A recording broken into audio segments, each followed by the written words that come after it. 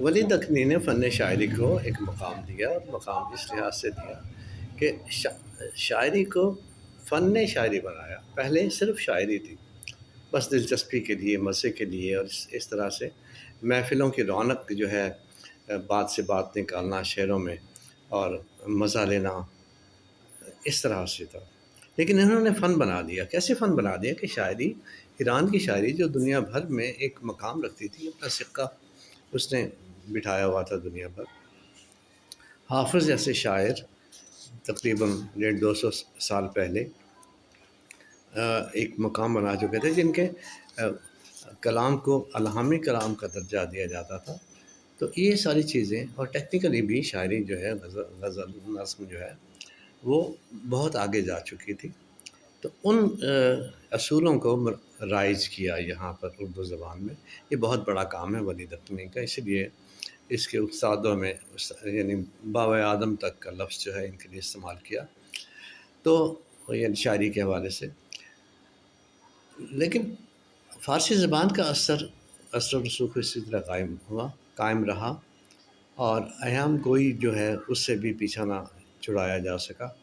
یہ کام میر تقی میر نے کیا، اور فارسی زبان کے غالب اثر کو کم کر کے تو اردو شاعری کو ایک طرح سے آزاد کیا، اور اردو شاعری سے زیادہ اردو زبان کو فارسی زبان کے انفلوئنس سے تقریباً آزاد کر کے رکھ دیا، اور سادہ لفظوں میں گہرائی اور گہرائی کے اوصاف جو ہیں میر کی شاعری میں جب شامل ہوئے، اور اس سادگی سے اتنے گہری باتوں کو کہہ دینا، یہ انہی کا کمال ہے۔ نہ صرف ان کا کمال ہے، بلکہ وہ کمال آج تک اس سے آگے کوئی نہیں جا سکا، اور وہاں تک پہنچنا ہی شاعر جو ہے غنیمت سمجھتے ہیں۔ تو میر تقی میر کا مقام اردو غزل میں اس کا کوئی جوڑ نہیں، اس کا کوئی ثانی نہیں، نہ ان کے ہوتے ہوئے تھا، نہ آج تک کوئی سامنے آیا ہے۔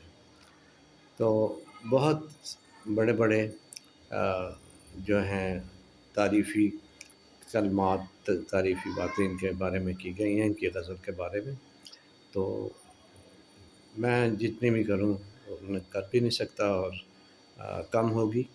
بہرحال شیئر کرتا ہوں آپ کے ساتھ ان کے صرف 2 شعر، اس چھوٹے سے، بہت ہی چھوٹے سے تعارف کے بعد، کہ ایک ہی غزل کے 2 شعر ہیں کہ ہر زخم جگر داور محشر سے ہمارا، ہر زخم جگر داور محشر سے ہمارا، انصاف طلب ہے تیری بیداد گری کا، انصاف طلب ہے تیری بیداد گری کا۔